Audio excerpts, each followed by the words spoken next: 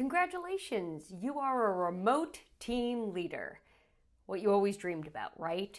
Well, whether it was always your fantasy to manage a remote or hybrid team, or this is something that suddenly came up and you are now doing the best you can with what you have, here are 5 ways that you can improve the impact that you have as a remote team leader on the people you lead and on yourself and your own career.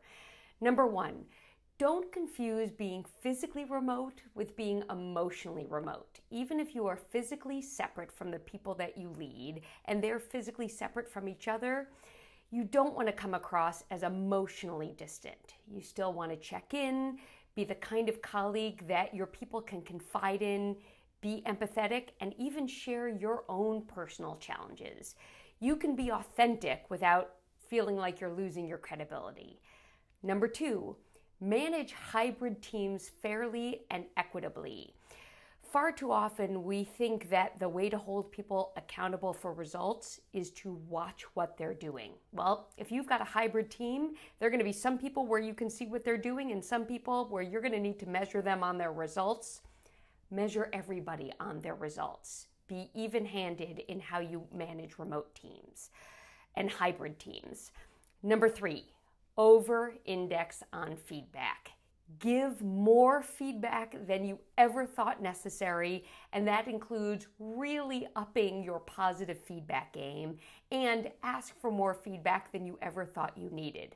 This is the time to double or triple down on feedback conversations, whether they're in one-on-one meetings or just a little email to let somebody know, hey, great job.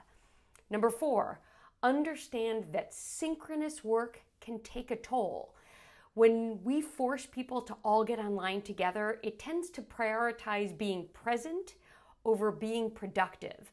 And for those people like me who can talk to think, we tend to get privileged as well. When you force everybody to be online at the same time, it privileges those people who think quickly over those who want to take a more methodical approach to their work.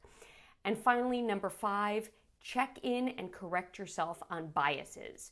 So whether you've got an unconscious bias around proximity, much more likely to delegate work to people who are closer, or you've got a bias around similarity. Much more likely to take it easy on working parents because you're a working parent. You are going to need to double and triple check yourself as a remote team leader on these unconscious biases. Most of us never signed up to be a remote team leader, but that's what the situation is. And here are 5 ways that you can get better at that job today.